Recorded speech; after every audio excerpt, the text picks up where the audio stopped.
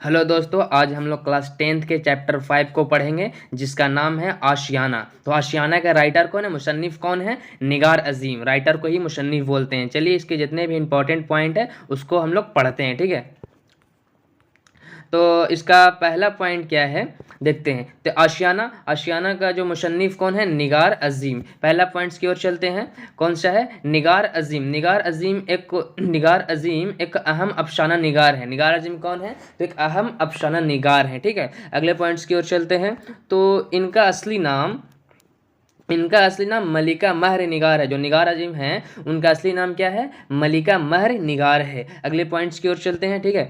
तो इनका दो नाम था। तो इनका कलमी नाम क्या है? तो इनका कलमी नाम निगार अजीम है। एक असली नाम है मलिका महर निगार और एक कलमी नाम जो निगार अजीम है। अगले पॉइंट्स की ओर चलते हैं, ठीक है।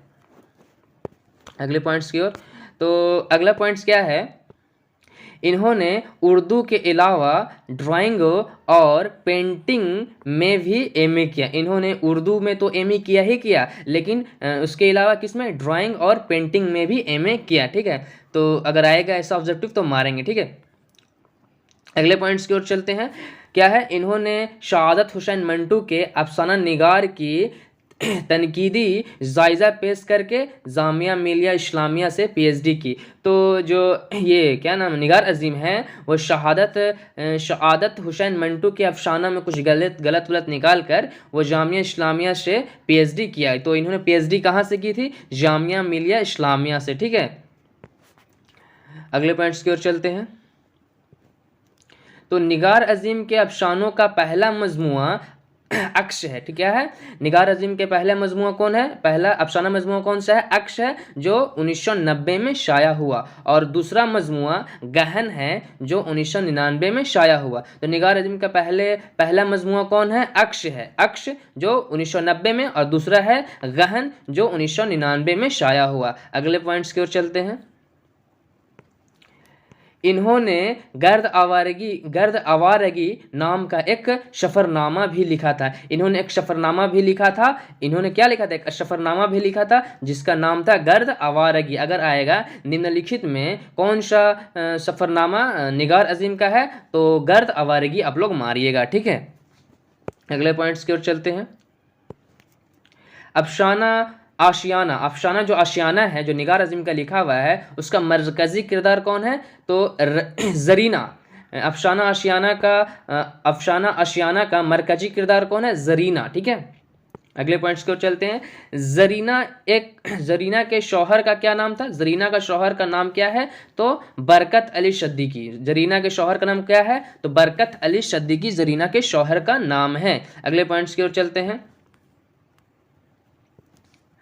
सिराज के बीवी का क्या नाम है? तो सिराज के बीवी का नाम क्या है? इरफाना। सिराज की बीवी का नाम क्या है? इरफाना है। अगले पॉइंट्स की ओर चलते हैं।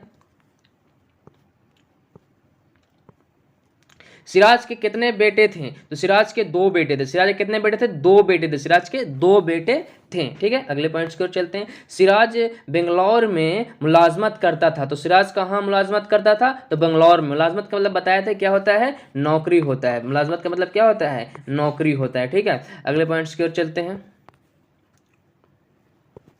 जरीना के बेटी का नाम रुकैया था। तो जरीना के बेटे का क्या नाम था? रुकैया। जरीना के बेटी का नाम क्या था? रुकैया, ठीक है।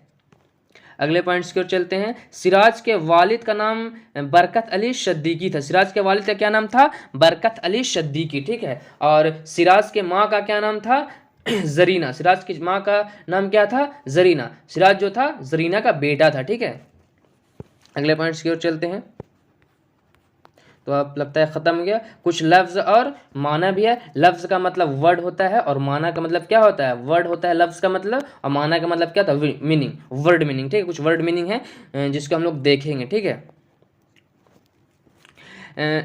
जुल्मत का माना क्या होता है? अंधेरा। जुल्मत का माना क्या होता है? अंधेरा, ठीक है। अगला है दहर। दहर का मतलब क्या होता है? दुनिया। दहर का मतलब क्या होता है? दुनिया। दहर का मतलब दुनिया। बेनवा कुछ एडिटिंग में गलती हो। बेनवा का मतलब होता है बेनवा का मतलब होता है खामोश। बेनवा का मतलब होता है खामोश, ठीक है। और निज़ाम का मतलब होता है इंतज़ाम। निज़ाम का मतलब क्या होता है? इंतज़ाम होता है, ठीक है। अब अगला देखते हैं। शतून, शतून का क्या माना होता है? खंबा। शतून का मतलब खंबा होता है। ये डेली 5 तो वर्ड मीनिंग मिलते रहेगा आप लोगों को, ठीक है। तो आपको अगर वीडियो अच्छा लगा हो तो वीडियो को लाइक करें, अगर आप इस चैनल पे नए हैं तो चैनल को सब्सक्राइब कर दें, ठीक है। और जो भी क्लास 10th में हैं आपके दोस्त लोग, तो उनके पास यह वीडियो को शेयर कर दें, ठीक है। वीडियो को शेयर कर दें। मिलते हैं अगले क्लास में फिर से।